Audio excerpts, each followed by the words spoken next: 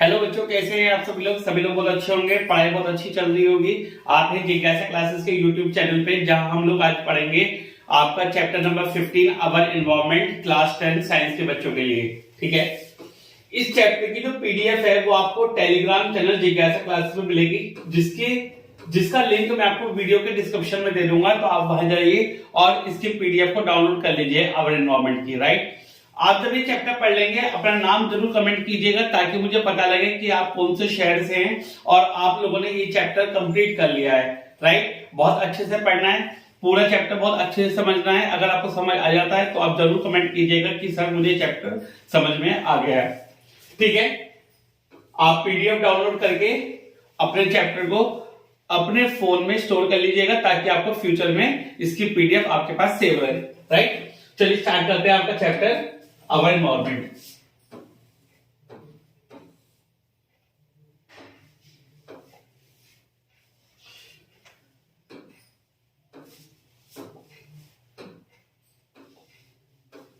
सबसे पहले बच्चों, व्हाट इज अवर एनवायरनमेंट? एक एनवायरनमेंट क्या है? एक सराउंडिंग जिसमें हम लोग रहते हैं। एक सराउंडिंग जिसमें हम लोग रहते हैं उसे बोलते हैं अपना एनवायरनमेंट, यानी फिजिकल वर्ल्ड और biological world in which where we live, that is called an environment. ठीक है, उसे एक एनवायरनमेंट बोलते हैं, जहां पे आपके हवा होगी, पानी होगा, सॉइल होगी, प्लांट्स होंगे, एनिमल्स होंगे, ह्यूमन बींग्स होंगे और छोटे छोटे माइक्रो ऑर्गेनिजम्स होंगे, जिन्हें हम बोलते हैं बैक्टीरिया और फंगस। ठीक है, तो जो फिजिकल वर्ल्ड है, जो बायोलॉजिकल वर्ल्ड है जिसमें हम लोग रहते हैं, हमारा सराउंडिंग, उसे एनवायरनमेंट बोला जाता है। ठीक है, सब चीजें नेचर में अपनी अपना काम कर रही हैं, अपनी अपनी जगह है, सब काम बढ़िया से चल रहा है। सिर्फ एक ही चीज ऐसी है जो आपके नेचुरल एनवायरनमेंट को चेंज कर रही है, हार्म कर रही है, वो है आपके ह्यूमन बीइंग। तो human being is the only organism who can change the environment to fulfil their needs for cloth, food, housing and transport. तो ह्यूमन बीइंग एक अकेला ऐसा ऑर्गेनिज्म है जो अपनी जरूरतों को पूरा करने के लिए, चाहे वो फूड की हो, चाहे वो हाउसिंग की हो, चाहे लाइवलीहुड की हो, अपनी जरूरतों को पूरा करने के लिए नेचुरल एनवायरनमेंट को क्या कर रहा है? चेंज कर रहा है, हार्म कर रहा है। पहला क्वेश्चन अराइज होता है, what are biodegradable and non biodegradable wastage? जरा देखिए आपकी स्क्रीन पे, सही दिखाई दे रहा है आप लोगों को? चलिए, वेरी गुड। तो बायोडिग्रेडेबल और नॉन बायोडिग्रेडेबल वेस्टेज कौन से होते हैं? वो वेस्ट मटेरियल जो छोटे छोटे पार्ट्स में नॉन पॉइजनस सब्सटेंस में ब्रेक डाउन हो जाते हैं, उन्हें आप क्या बोलते हो? Biodegradable wastage. और बायोडिग्रेड करने में कौन मदद करते हैं? आपके माइक्रो ऑर्गेनिजम्स, छोटे छोटे माइक्रो ऑर्गेनिजम्स बायोडिग्रेड करने में मदद करते हैं। जैसे कैटल डंग है, कंपोस्ट है, फ्रूट और वेजिटेबल पील्स हैं, लीव्स हैं, पेपर है, ये सब बायोडिग्रेडेबल होते हैं। ये आसानी से डिकम्पोज हो जाते हैं और एनवायरनमेंट को हार्म नहीं करते हैं। ठीक है, उसके बाद नॉन बायोडिग्रेडेबल सब्सटेंस क्या होंगे? वो सब्सटेंस जो आपके छोटे छोटे पार्ट्स में ब्रेक डाउन नहीं होते, और अगर उन्हें ब्रेक डाउन करेंगे तो एनवायरनमेंट को हार्म करेंगे, वो आपके नॉन बायोडिग्रेडेबल सब्सटेंस होते हैं। जैसे आपका डीडीटी इंपॉर्टेंट है, इसे याद करिएगा। इसकी कभी कभी फुल फॉर्म पूछ ली जाती है।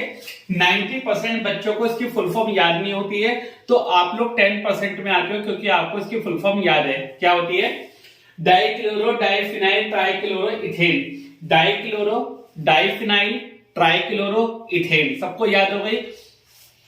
इसके बाद प्लास्टिक है, पॉलिथीन्स हैं, मेटल के आर्टिकल्स हैं, रेडियो एक्टिव वेस्ट हैं, ये सब आपके नॉन बायोडिग्रेडेबल होते हैं, यानी एनवायरनमेंट को हार्म करेंगे, एनवायरनमेंट को पोल्यूट करेंगे।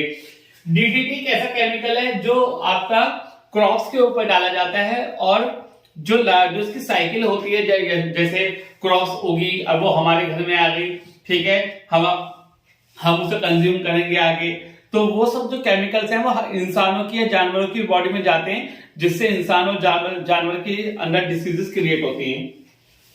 ठीक है, जो डीडीटी है वो फूड चेन के थ्रू क्रॉप से मैन में और एनिमल्स में जाएंगे, और उन्हें क्या करेंगे? हार्म करेंगे। या तो इंसानों में जाएंगे, एनिमल्स में जाएंगे, या बर्ड में जाएंगे, और उनकी बॉडी को हार्म करेंगे, डिस्ट्रॉय करेंगे। अभी ये क्वेश्चन अराइज हुआ था, कुछ सब्सटेंस नेचर में दो ही टाइप के सब्सटेंस होते हैं, या तो बायोडिग्रेडेबल होते हैं या नॉन बायोडिग्रेडेबल होते हैं। तो जो बायोडिग्रेडेबल होते हैं, जो डिकम्पोज हो जाते हैं छोटे छोटे ऑर्गेनिजम्स में, और नॉन बायोडिग्रेडेबल जो डिकम्पोज नहीं हो पाते हैं। तो कुछ सब्सटेंस बायोडिग्रेडेबल होते हैं, कुछ सब्सटेंस नॉन बायोडिग्रेडेबल होते हैं। ठीक है, एक नोट करके एक पॉइंट पढ़ते हैं हम लोग, क्या कि हम लोग आज के टाइम में जो शॉपिंग बैग्स हैं वो कॉटन के इस्तेमाल कर रहे हैं या पेपर के इस्तेमाल कर रहे हैं। हम लोग पॉलिथीन के क्यों नहीं इस्तेमाल कर रहे हैं? क्योंकि आपको पता है कि पॉलिथीन जो है, जो प्लास्टिक है, वो नॉन बायोडिग्रेडेबल है और एनवायरमेंट को क्या करती है, हार्म करती है। लेकिन जो प्लास्टिक है, जो आपकी कॉटन है, जो आपका पेपर है, वो आपका बायोडिग्रेडेबल होता है और एनवायरमेंट को हार्म नहीं करता है। तो इसलिए हम प्लास्टिक पॉलिथीन के बैग आजकल अवॉइड कर रहे हैं, कॉटन के, जूट के या फिर पेपर के बैग्स इस्तेमाल कर रहे हैं। ठीक है, इसके बाद बच्चों आपका टॉपिक आता है what is ecosystem. Important topic है, पेपर में इसके ऊपर क्वेश्चन आ जाते हैं। What is ecosystem? तो ecosystem is a self contained unit of living things in a non living environment, just like soil, air, water etcetera. Ecosystem क्या है? Ecosystem is a self contained unit, यानी एक ऐसी unit है जो अपने आप ही अपना लिविंग ऑर्गेनिज्म की चलती रहेगी। जैसे प्लांट्स हैं, एनिमल्स हैं, डिकम्पोजर हैं। इंसान पैदा होंगे, मरेंगे, डिकम्पोज किए जाएंगे, फिर से पैदा होंगे, ऐसे प्लांट्स हैं। और किस में रहते हैं? नॉन लिविंग इन्वायरमेंट में। नॉन लिविंग इन्वायरमेंट जैसे आपका सॉइल है, एयर है, वाटर है एंड सो ऑन। जैसे आपके कौन कौन से इकोसिस्टम होता है? ग्रासलैंड, यानी ग्रास उगेगी फिर खत्म होगी, फिर उगेगी फिर खत्म होगी। डेजर्ट्स है, फॉरेस्ट है, माउंटेन्स हैं, पॉन्ड्स हैं, रिवर्स हैं, सी हैं। तो ये सब आपके इकोसिस्टम्स होते हैं, यानी सेल्फ कंटेन्ड यूनिट है। ये सिस्टम अपने आप ही अपना चलते रहते हैं आपके। इसमें से कौन से आपके टेरेस्ट्रियल हैं, कौन से आपके वाटर बेस्ड हैं, वो हमें देखना होगा। तो डेजर्ट्स हैं, ग्रासलैंड है, फॉरेस्ट है, क्रॉप फील्ड है, माउंटेन है, ये सब टेरेस्ट्रियल होते हैं। टेरेस्ट्रियल का मतलब है लैंड के ऊपर, यानी कि जमीनी सरफेस पे, जमीन के ऊपर होते हैं, तो टेरेस्ट्रियल इकोसिस्टम होते हैं। पॉन्ड्स है, लेक्स है, रिवर है, सी है, ये सब आपके एक्वेटिक इकोसिस्टम होते हैं। एक्वेटिक का मतलब क्या होता है बच्चों? एक्वेटिक का मतलब पानी वाले। तो एग्जांपल के तौर पे आपको समझ में आ गया होगा कि एक्वेटिक कौन से होते हैं और लैंड वाले कौन से होते हैं। आर्टिफिशियल इकोसिस्टम में जैसे आपका क्रॉप फील्ड है, गार्डन्स हैं, पार्क्स हैं, एक्वेरियम्स हैं, ये सब आपके क्या होते हैं बच्चों? ये सब आपके आर्टिफिशियल इकोसिस्टम होता है। आर्टिफिशियल इकोसिस्टम का मतलब क्या होता है कि ये इकोसिस्टम आर्टिफिशियली बनाया गया है। किसके द्वारा? आदमियों के द्वारा, इंसानों के द्वारा। बोलो, आपको बात समझ में आई या नहीं? सबको क्लियर विजिबल है? नोट्स आपको क्लियरली विजिबल है? आपको इसके नोट्स टेलीग्राम चैनल जिज्ञासा क्लासेस पे मिलेंगे। आप जाइए, डाउनलोड कीजिए टेलीग्राम, जिज्ञासा क्लासेस पे जाइए, उसे ज्वाइन करिए फ्यूचर के लिए, ताकि आपको सारे नोट्स पीडीएफ मिलते रहे 9th 10th 11th 12th किसी भी क्लास के लिए। कंपोनेंट्स ऑफ इकोसिस्टम, कितने कंपोनेंट्स होते हैं इकोसिस्टम के? एबायोटिक और बायोटिक। दो कंपोनेंट होते हैं इकोसिस्टम के, एबायोटिक और बायोटिक। एबायोटिक कौन सा होता है? नॉन लिविंग, यानी जिसके अंदर नॉन लिविंग थिंग होती है। बायोटिक कौन सा होता है? जिसके अंदर लिविंग थिंग्स होती हैं, जो जीवित होती हैं और जो अजीवित होती हैं। एबायोटिक कंपोनेंट में जैसे फिजिकल एनवायरनमेंट आपका आ जाता है, सॉइल है, वाटर है, एयर है, ये सब आपकी नॉन लिविंग होती हैं। और इनके अंदर इनऑर्गेनिक सब्सटेंस होते हैं, इनऑर्गेनिक सब्सटेंस होते हैं बिना, ठीक है। इनऑर्गेनिक सब्सटेंस कौन कौन से होते हैं? जैसे आपके कार्बन डाइऑक्साइड है, नाइट्रोजन है, ऑक्सीजन है, वाटर है। तो ये सब आपके नॉन लिविंग एनवायरनमेंट बनाते हैं, यानी कि एबायोटिक। बायोटिक कंपोनेंट्स में आपके कौन कौन से होते हैं? जो लिविंग होते हैं, जैसे प्लांट्स हैं, एनिमल्स हैं, जो कि इंटरडिपेंडेंट पॉपुलेशन होती है। इंटरडिपेंडेंट पॉपुलेशन का मतलब क्या है? कि सब एक दूसरे की मदद से चलेंगी, सब एक दूसरे पे डिपेंड होती है। इसके अंदर 3 टाइप के ऑर्गेनिजम्स आते हैं। कितने टाइप के ऑर्गेनिजम्स आते हैं? इसके अंदर 3 टाइप के ऑर्गेनिजम्स आपके आते हैं। देखते हैं कौन कौन से। Here we go. 3 टाइप के ऑर्गेनिजम्स कौन कौन से हैं? प्रोड्यूसर्स, कंज्यूमर और डिकम्पोजर। तो 3 टाइप के ऑर्गेनिजम्स कौन कौन से हैं इसके अंदर? प्रोड्यूसर्स, कंज्यूमर और डिकम्पोजर। प्रोड्यूसर यानी कि ऑटोट्रॉफ्स, यानी जो अपना फूड खुद से प्रिपेयर करते हैं with the help of photosynthesis process like green plants. Consumers कौन से होते हैं? हेटेरोट्रॉफ्स, जो दूसरे पे डिपेंड होते हैं जस्ट लाइक ह्यूमंस। डिकम्पोजर्स होते हैं सेप्टोट्रॉफ्स, जो बॉडी को डिकम्पोज करने के काम में लाए जाते हैं, जैसे आपके बैक्टीरिया और फंगस। ठीक है, प्रोड्यूसर आपको समझ में आ गया, जैसे आपके ग्रीन प्लांट और ब्लू ग्रीन एल्गी। अब कंज्यूमर्स कौन होते हैं? हेटेरोट्रॉफ, जैसे इंसान जो दूसरे पे डिपेंड होते हैं अपने खाने के लिए, अपने फूड के लिए। ठीक है, जैसे आप वो प्लांट्स पे भी डिपेंड हो सकते हैं और वो एनिमल्स पे भी डिपेंड हो सकते हैं जो फ्लैश वगैरह ईट करते हैं, राइट, फूड के लिए। अब कंज्यूमर्स 3 टाइप के होते हैं, देखते हैं कौन कौन से। Here we go. Consumers further classify होते हैं 3 टाइप में, कौन कौन से? हर्बीवोर, कार्निवोर और ओमनिवोर्स। तो बहुत सारे बच्चे क्लास 8th में भी पढ़ के आए हुए हैं यार चैप्टर, तो आपके लिए बहुत इजी हो जाएगा जिस बच्चों ने अच्छे से समझ लिया था वहां पे। हर्बीवोर्स कौन से होते हैं? हर्बीवोर्स आपके वो एनिमल्स होते हैं जो सिर्फ प्लांट्स खाते हैं, जो सिर्फ ग्रीन प्लांट्स खाते हैं, वो हर्बीवोर्स होते हैं आपके। जैसे काऊ है, गोट है, हॉर्स है, डियर है, और कुछ हद तक इंसान भी हर्बीवोर्स होते हैं, जैसे मैं हूं। तो हम लोग प्रॉपर्ली हर्बीवोर्स होते हैं, जो किसके ऊपर डिपेंड होते हैं? ग्रीन प्लांट्स के ऊपर। ये प्राइमरी कंज्यूमर होते हैं, यानी हम प्राइमरी कंज्यूमर्स हैं।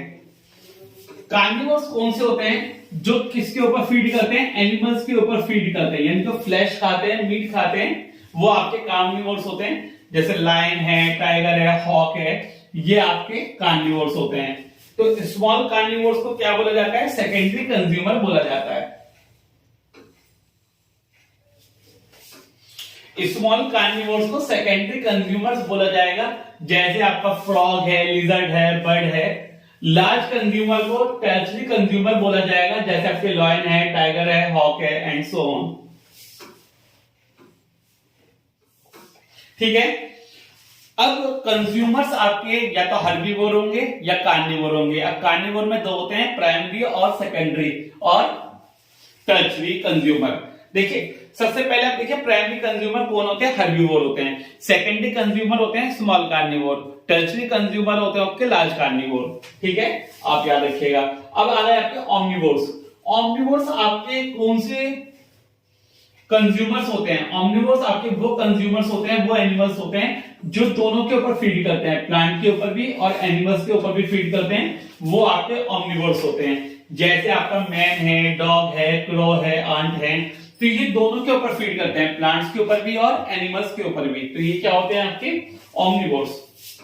The third type is decomposers.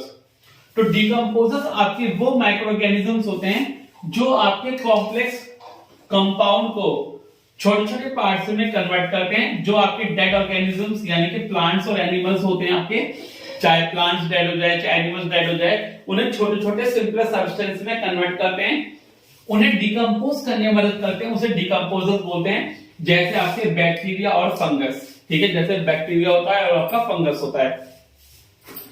अब ये इंपॉर्टेंट पॉइंट है, पेपर में आ जाता है, what is the role of decomposer. ठीक है, तो डिकम्पोजर्स की हेल्प से ही जो सारे के सारे जो न्यूट्रिशन या न्यूट्रिएंट एलिमेंट प्रेजेंट होते हैं प्लांट्स और एनिमल्स में, वो आपके एयर, वाटर और सोयल से तो लिए जाते हैं और उसी में क्या हो जाते हैं? वो विलीन हो जाते हैं, जाके उसी में कन्वर्ट हो जाते हैं, जस्ट लाइक सोयल, एयर और वाटर में ही कन्वर्ट हो जाते हैं after the death of plants and animals. तो प्लांट और एनिमल की डेथ के बाद, प्लांट और एनिमल की डेथ के बाद जो भी आपके न्यूट्रिएंट एलिमेंट्स हैं प्लांट्स और एनिमल के अंदर, वो सारे सॉइल, एयर और वाटर में दोबारा के दोबारा चले जाते हैं, यानी जहां से आए वहीं चले जाते हैं।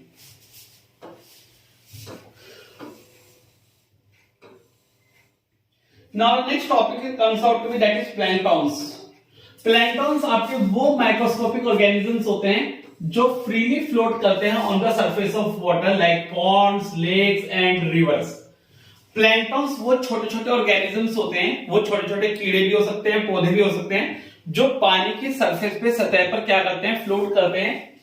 2 टाइप के होते हैं, फाइटोप्लैंक्टॉन्स और ज़ूप्लैंक्टॉन्स। कितने टाइप के होते हैं? 2 टाइप के होते हैं, फाइटोप्लैंक्टॉन्स और ज़ूप्लैंक्टॉन्स। फाइटोप्लैंक्टन्स वो माइक्रोस्कोपिक प्लांट्स होते हैं, यानी बात हो गई फाइटोप्लैंक्टन्स क्या होते हैं, आपके प्लांट्स होते हैं जो फ्लोट करते हैं सरफेस ऑफ वाटर के ऊपर, यानी जो छोटे छोटे पौधे उग जाते हैं पानी के सरफेस पे, उसे फाइटोप्लैंक्टन बोलते हैं, जिसे हम बोलते हैं एल्गी। एल्गी मतलब काई, काई देखा होगा आपने, काई जम जाती है तो वो आपके फाइटोप्लैंक्टन्स होते हैं।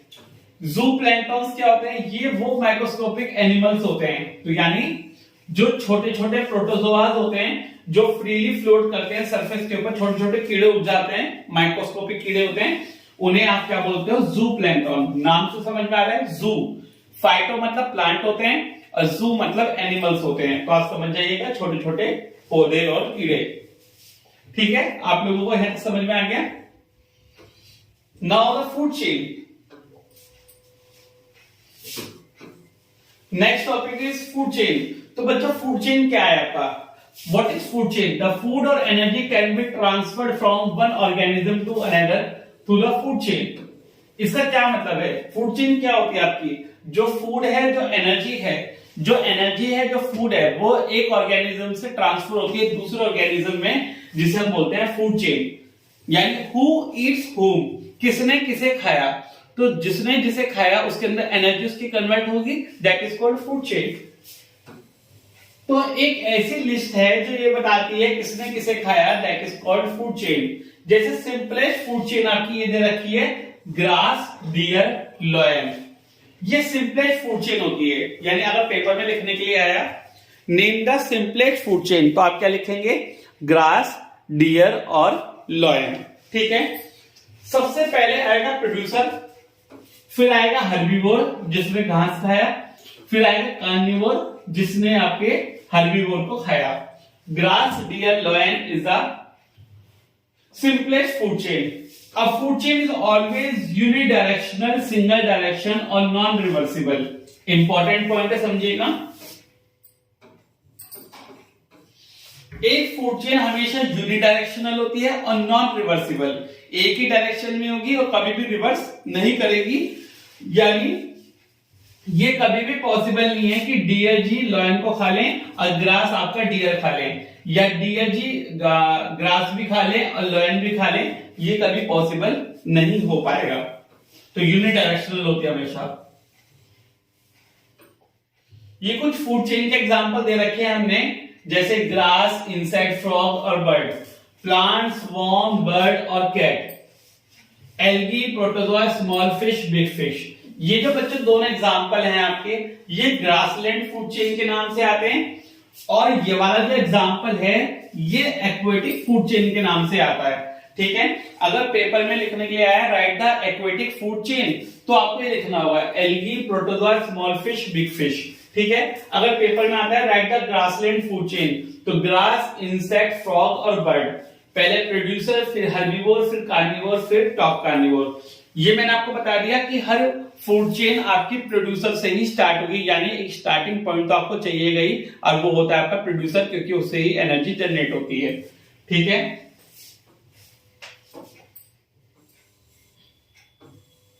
now the next topic comes out to be that is food web.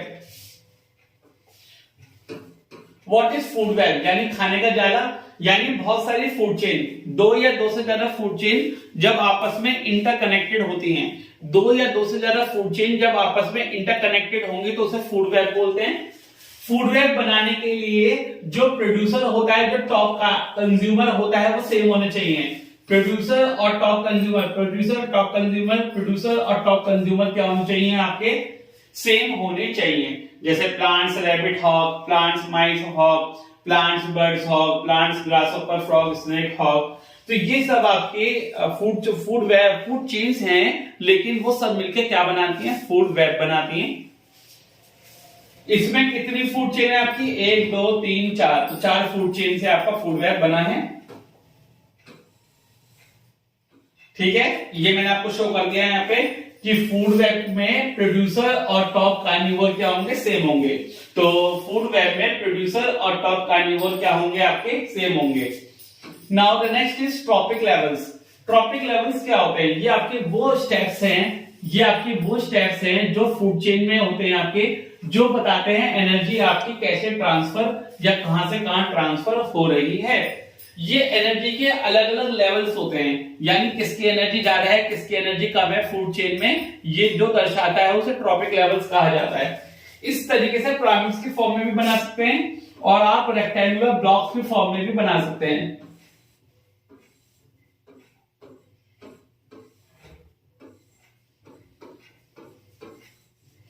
आप इन रेक्टेंगुलर ब्लॉक्स के फॉर्म में भी बना सकते हैं और आप इस पिरामिड के फॉर्म में बना सकते हैं। ये फर्स्ट ट्रॉपिक लेवल, ये सेकंड, ये थर्ड, ये फोर्थ। तो जैसे जैसे आपको दिखाई दे रहा है वैसे वैसे एनर्जी का डिक्रीज हो रहा है। यहाँ पे सबसे ज्यादा एनर्जी होगी प्रोड्यूसर के पास, फिर हर्बीवोर के पास कम एनर्जी होगी, कार्निवोर के पास कम एनर्जी होगी, टॉप कार्निवोर के पास सबसे कम एनर्जी होगी। ये आपको याद रखना होगा, सबसे ज्यादा एनर्जी प्रोड्यूसर के पास होती है और सबसे कम एनर्जी टॉप कंज्यूमर के पास या टॉप कार्निवोर के पास होती है। वो भी आगे बताएंगे ऐसा क्यों। Now the next topic is effect of man's activities on ecosystem। Important है। जैसे कि आपको पता है जो शॉर्टनिंग ऑफ फूड चेन, जो फूड चेन है इंसानों की एक्टिविटीज की वजह से, जैसे हंटिंग है उसकी वजह से कम होती जा रही है, जिसकी वजह से नेचर में इकोसिस्टम में इम्बैलेंस होता जा रहा है और आपकी जो बायोस्फीयर है वो भी आपका चेंज होता जा रहा है। नेचर जो है वो भी आपका चेंज होता जा रहा है, किसकी वजह से, इंसानों की एक्टिविटीज के वजह से। ठीक है बच्चों, that is called effect of man's activities on ecosystem. जैसे हम एक फूड चेन कंसिडर करते हैं सिंपल वाली, ग्रास, डियर और लॉयन। आपको पता है जो लॉयन है वो आपके हंटिंग से कम होते जा रहे हैं। अगर लॉयन कम होते जा रहे हैं तो डियर की पॉपुलेशन बढ़ेगी। अब डियर की अगर पॉपुलेशन बढ़ेगी तो सारा ग्रासलैंड सिस्टम क्या कर देंगे, खत्म कर देंगे, जिसकी वजह से जो आपके डियर हैं वो सारे प्लांट मटेरियल को उस रीजन में कन्वर्ट कर देंगे। जैसे कि आपको पता है जो एक लश ग्रीन फॉरेस्ट होता था कभी, वो आज किस में कन्वर्ट हो गया है, सहारा डेजर्ट में कन्वर्ट हो गया है। तो ये किसकी वजह से हो रहा है, इफेक्ट ऑफ मैन्स एक्टिविटीज की वजह से हो रहा है। Now next question is transfer of energy in food chain। आपकी एनर्जी कैसे ट्रांसफर हो रही है फूड चेन में, अब हमें पढ़ना है। ये डायग्राम के अकॉर्डिंग आपको बहुत अच्छा समझ में आ जाएगा। मैंने आपके लिए बहुत अच्छी स्लाइड्स बनाई है, तो देखिए शायद आपको पसंद आएंगी। The food chain in a community actually represent a stepwise transfer of food and the energy contained in it। ये आपको स्टेप वाइज दिखा रखा है कि कैसे एनर्जी आपकी ट्रांसफर हो रही है फूड से और एनर्जी ट्रांसफर हो रही है। जैसे आपको दिखाई जा रहा है सन से एनर्जी जाएगी प्रोड्यूसर में, कुछ परसेंट एनर्जी प्रोड्यूसर में जाएगी, बाकी एनर्जी हीट की फॉर्म में रिलीज हो जाएगी। प्रोड्यूसर की कुछ एनर्जी कंज्यूमर में जाएगी, बाकी एनर्जी हीट की फॉर्म में रिलीज हो जाएगी। कंज्यूमर जब अपनी पूरी जिंदगी जिएगा तो फिर वो डिकम्पोजर में जाएगा, डिकम्पोज होगा, डिकम्पोजर के अंदर कुछ एनर्जी जाएगी, बाकी एनर्जी हीट की फॉर्म में रिलीज हो जाएगी। वो एनर्जी आपकी न्यूट्रिएंट पूल में कन्वर्ट होगी, न्यूट्रिशन में जाएगी जैसे सॉइल में, वाटर में, और वो फिर से आपके प्रोड्यूसर में जाएगी। तो ये जो आपका सर्कुलेशन है ये आपका हमेशा चलता रहेगा आपके अर्थ के ऊपर, आपके बायोस्फीयर के ऊपर। अब आपको बहुत ही इंपॉर्टेंट बात याद रखनी है यहां से, क्या कि सन की सिर्फ 1% एनर्जी प्रोड्यूसर के लिए अवेलेबल होती है। यानी अगर सन की 100% एनर्जी है तो उसकी सिर्फ 1% ही किसमें जाएगी, आपके पौधे में, आपके प्रोड्यूसर में। बोलो बात समझ में आई तो बोलिए हाँ। अगर आपके सन के पास 100% एनर्जी है तो प्रोड्यूसर के पास सिर्फ 1% एनर्जी जाएगी, ये आपको याद होना चाहिए। बाकी सारी एनर्जी आपकी कम्युनिटी हीट के फॉर्म में बाहर निकल जाएगी। तो यानी प्रोड्यूसर के पास कितने परसेंट एनर्जी जाएगी, सिर्फ 1%। उसके बाद क्या होगा, उसके बाद 10% एनर्जी आपकी हर्बीवोर से कार्निवोर में, कार्निवोर से टॉप कार्निवोर में कन्वर्ट हो जाएगी। तो यानी सन से जाएगी 1% एनर्जी और उसके बाद 10% एनर्जी आपके हर ऑर्गेनिज्म में ट्रांसफर होती रहेगी बच्चों। ठीक है, एनर्जी आपकी एक फॉर्म से कन्वर्ट होकर दूसरी फॉर्म में जाती है, जैसे सोलर एनर्जी, केमिकल एनर्जी और फूड में कन्वर्ट हो जाती है। Energy can B inter converted. हमेशा एनर्जी आपकी ट्रांसफर होती रहेगी एक टॉपिक लेवल से दूसरे टॉपिक लेवल में, कभी भी नहीं रुकेगी, एक फॉर्म से दूसरी फॉर्म में कंटिन्यूअसली ट्रांसफर होती रहेगी। हर टॉपिक लेवल पे एनर्जी का लॉस होता है, ये आपको पहले से ही पता है। जब एक ऑर्गेनिज्म से एनर्जी दूसरे ऑर्गेनिज्म में जाएगी, कुछ परसेंट ऑफ एनर्जी हीट की फॉर्म में आपकी लॉस होती रहती है। ठीक है, जिसकी वजह से जो एनर्जी मिलती है नेक्स्ट ऑर्गेनिज्म को वो डिक्रीज हो जाती है। जो नेक्स्ट ऑर्गेनिज्म को एनर्जी मिलेगी वो सिर्फ 10% मिलेगी, 90% एनर्जी उसकी कम्युनिटी हीट के फॉर्म में लॉस हो जाती है। जो फ्लो ऑफ एनर्जी होता है वो इकोसिस्टम में वो यूनिडायरेक्शनल होता है। एनसीईआरटी का इंपॉर्टेंट क्वेश्चन है ये। जो फ्लो ऑफ एनर्जी होता है इकोसिस्टम में वो यूनिडायरेक्शनल होता है। क्यों? क्योंकि एनर्जी लॉस होती रहती है हर ऑर्गेनिज्म से हीट की फॉर्म में, एक टॉपिक लेवल से दूसरे टॉपिक लेवल में, जिसे हम दोबारा से यूटिलाइज नहीं कर सकते। ठीक है, इसलिए आपका फ्लो ऑफ एनर्जी क्या होता है? यूनिडायरेक्शनल। द नेक्स्ट टॉपिक बच्चों that is called the 10% law. Important है। इस लॉ के अकॉर्डिंग हमें यह पता लगा कि हर ऑर्गेनिज्म में सिर्फ दूसरे ऑर्गेनिज्म के लिए 10% एनर्जी ही अवेलेबल होती है। सिर्फ 10% energy is available from one organism to next topic level, that is 10% law. इसी के अकॉर्डिंग एक क्वेश्चन अराइज होता है, the number of topic level in a food chain is limited. Important है आपका क्वेश्चन ये कि जो नंबर ऑफ ट्रॉपिक लेवल्स है, number of trophic levels in a food chain is limited. इसे एक्सप्लेन करिए। Number of trophic levels limited क्यों होते हैं? ठीक है, आपको पता है कि 3-4 के पास जो एनर्जी है वो अवेलेबल नहीं हो पाती है। आंसर इज जो फूड चेन है वो 3 और 4 स्टेप की ही क्यों होती है? क्योंकि उसके बाद जो एनर्जी अवेलेबल है नेक्स्ट ऑर्गेनिज्म के लिए वो इतनी कम है कि आपका ऑर्गेनिज्म सरवाइव नहीं कर सकता, उसके लिए सफिशिएंट एनर्जी नहीं होगी। जैसे प्रोड्यूसर के पास 1000 किलो कैलोरी एनर्जी थी, उसकी प्राइमरी कंज्यूमर के पास कितनी रहेगी? उसका 10%। ठीक है, उसके बाद सेकेंडरी कंज्यूमर के पास कितनी रहेगी? उसका 10%। टर्शरी कंज्यूमर के पास कितनी रहेगी? उसका 10%। अब यानी कि इस हॉक के पास सिर्फ 1 किलो कैलोरी एनर्जी है। अब सपोज करिए कोई ऐसा ऑर्गेनिज्म आए अगला जो हॉक को कंज्यूम कर ले, तो उसके पास इतनी एनर्जी नहीं होगी कि वो अपनी लाइफ को जी सके। अगर वो हॉक खा भी लेगा तो भी उसके अंदर इतनी एनर्जी नहीं होगी कि वो अपनी लाइफ को जी पाएगा। तो इसलिए फूड चेन में 3 या 4 स्टेप होते हैं, उसके बाद नहीं होते, एनर्जी अवेलेबल नहीं होती सफिशिएंट। इसके बाद टॉपिक आता है आपका बायो कंसेंट्रेशन ऑफ पेस्टिसाइड। इसका क्या मतलब है? इंपॉर्टेंट टॉपिक है आपका एनसीईआरटी का, बायो कंसेंट्रेशन ऑफ पेस्टिसाइड। जो हार्मफुल केमिकल्स एक ऑर्गेनिज्म के अंदर, जैसे पेस्टिसाइड्स हैं आपके, जैसे प्लांट्स के अंदर, एनिमल्स के अंदर, ह्यूमन बींग्स के अंदर अननोइंगली, बिना सोचे समझे आपके ट्रांसफर हो जाते हैं फूड चेन में, उसे बोला जाता है बायो कंसेंट्रेशन ऑफ पेस्टिसाइड। जो केमिकल्स हम क्रॉस के ऊपर डालते हैं वो इंसानों के अंदर या जानवरों के अंदर बिना सोचे समझे ट्रांसफर हो जाते हैं, यानी बिना पता हमें ट्रांसफर हो जाते हैं, उसे बोलते हैं बायो कंसेंट्रेशन ऑफ पेस्टिसाइड। क्योंकि ये पेस्टिसाइड हमारे इंसानों के लिए हार्मफुल होते हैं, जो फूड चेन के थ्रू ट्रांसफर हो जाते हैं प्रोड्यूसर लेवल से, तो ये हमारे अंदर बहुत ज्यादा हार्मफुल इफेक्ट क्रिएट करते हैं। अब इसके बाद एक और इंपॉर्टेंट टॉपिक आता है आपका एग्जाम के लिए, व्हाट इज बायोलॉजिकल मैग्निफिकेशन। की ये जो हार्मफुल केमिकल्स हैं ये हर trophic level to trophic level बढ़ते चले जाते हैं, यानी सबसे कम हार्मफुल केमिकल होंगे प्रोड्यूसर के अंदर और सबसे ज्यादा बायो कंसेंट्रेशन ऑफ पेस्टिसाइड होगा आपका, या बायोलॉजिकल मैग्निफिकेशन होगा आपका किसके अंदर? टॉप कंज्यूमर के अंदर। अगर पेपर में क्वेश्चन आता है कि सबसे ज्यादा एनर्जी किसके पास है, तो आप कहेंगे प्रोड्यूसर के पास। सबसे ज्यादा जो हार्मफुल केमिकल्स है या बायोलॉजिकल मैग्निफिकेशन है वो किसके पास है? टॉप कार्निवोर के पास। समझ गए?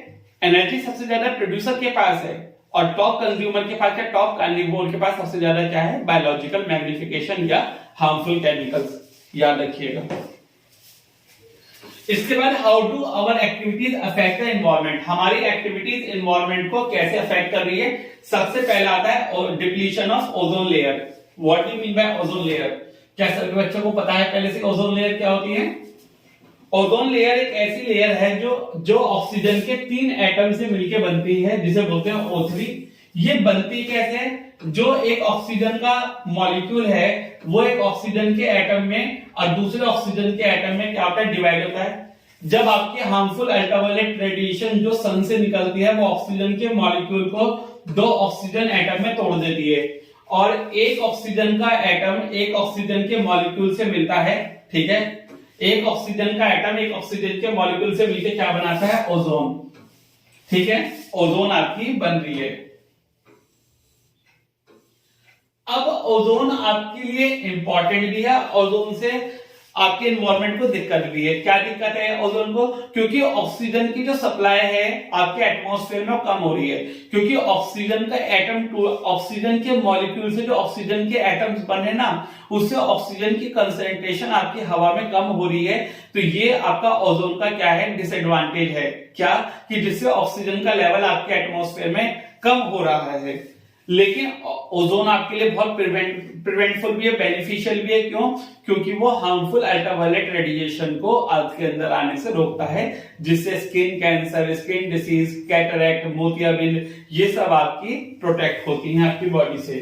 ठीक है, इसमें सब ये लिखा है, इस वाले पैराग्राफ में सब ये लिखा है, आप एक बार पढ़ लीजिएगा अपने नोट से।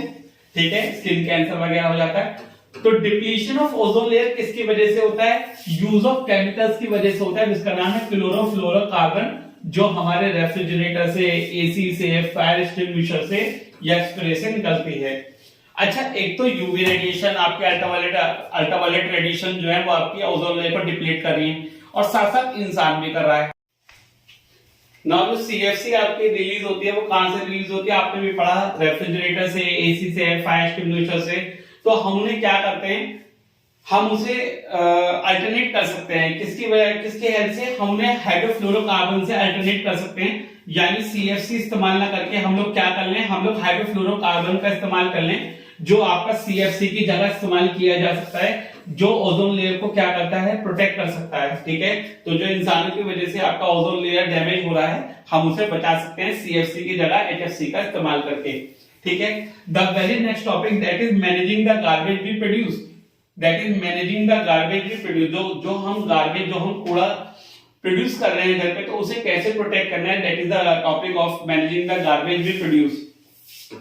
तो जितना भी हाउस होल्ड वेस्ट है, जैसे कि गार्बेज वगैरह है जो हमारे घर से निकलता है, जैसे लेफ्ट ओवर फूड है, फ्रूट और वेजिटेबल पील्स हैं, फॉलन लीव्स हैं, अनवांटेड पेपर है, ग्लास आर्टिकल्स हैं, वुडन ऑब्जेक्ट्स हैं, डिस्कार्डेड शूज हैं, तो जो हमारे घर से निकलते हैं दैट इज कॉल्ड गार्बेज। तो मेजर पार्ट जो है गार्बेज का, उसे डिस्पोज ऑफ नहीं किया जा सकता प्रॉपर्ली, जिससे आपका एनवायरनमेंट क्या होता है, पोल्यूट होता है। ठीक है, जैसे आपका एयर खराब हो रही है, आपका वाटर खराब हो रहा है, आपका सॉइल खराब हो रहा है, तो हमें क्या करना है, उसे प्रोटेक्ट करना है। कैसे प्रोटेक्ट कर सकते हैं उसे? That is the topic of method of waste disposal, यानी कि आप उसे कैसे प्रोटेक्ट कर सकते हैं वेस्ट डिस्पोजल ठीक से करके। पहला है रिसाइकलिंग। हम लोग क्या कर सकते हैं, रिसाइकिल कर सकते हैं। जैसे पेपर है, प्लास्टिक है, मेटल्स के आर्टिकल्स हैं, उन्हें रिसाइकिल कर लें। रिसाइकिल करने का मतलब क्या है कि उन्हें पेपर को, जो वेस्ट पेपर निकलते हैं उन्हें पेपर मिल्स भेज दिया जाए, जहां पे उन्हें न्यू पेपर में दोबारा से कन्वर्ट किया जा सके। ऐसी मेटल के पीसेस को मेटल इंडस्ट्री भेजा जाए, जहां पे उन्हें मेल्ट करके पिघला के रिसाइकिल कर लिया जाए और दूसरे सॉलिड मेटल्स में क्या कर लिया जाए, कन्वर्ट कर लिया जाए। That is the topic of recycling. इसके बाद आता है प्रिपरेशन ऑफ कंपोस्ट।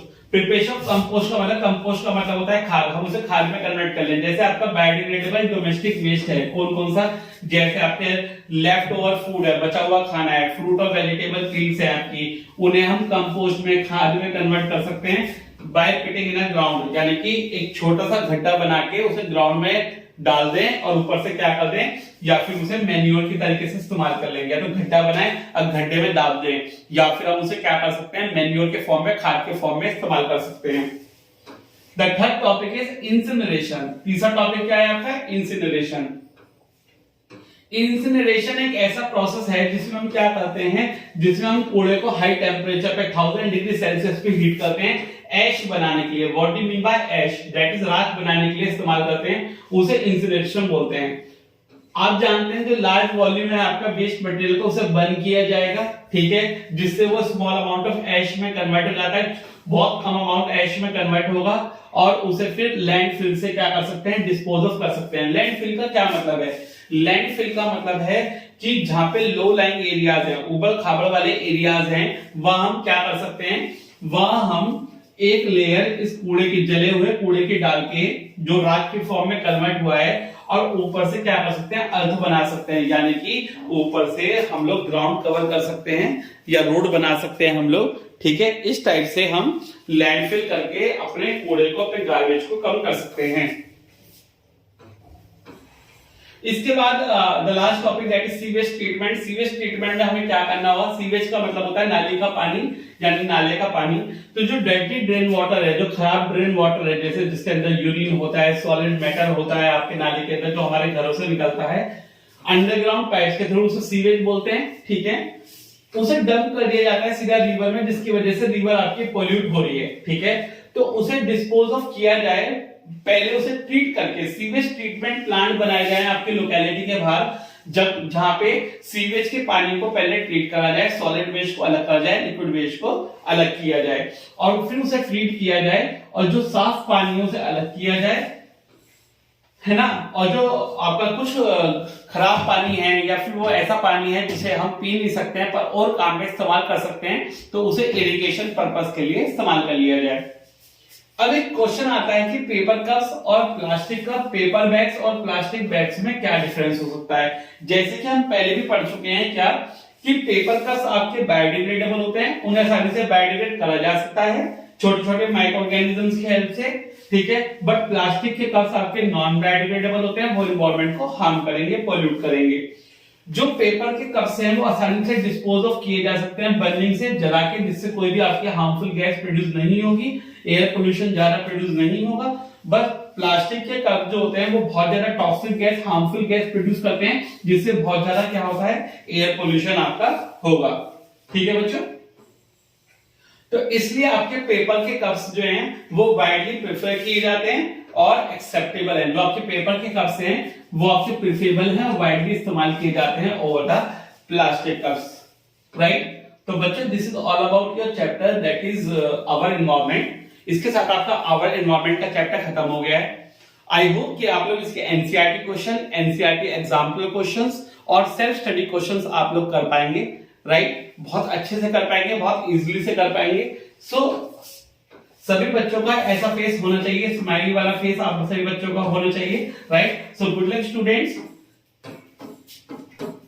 सभी बच्चों को गुड लक है इस चैप्टर में। सभी बच्चे इस चैप्टर को बहुत अच्छे से कर पाएंगे। अपने 5 दोस्तों को शेयर जरूर कीजिएगा जिज्ञासा का टेलीग्राम चैनल और यूट्यूब चैनल, ताकि सारे बच्चे 9, 10, 11 क्लास के बच्चों से साइंस और मैथ ऐसी हो जाए, बहुत इजी, आराम से आप साइंस और मैथ के कॉन्सेप्ट सारे कर पाए, राइट।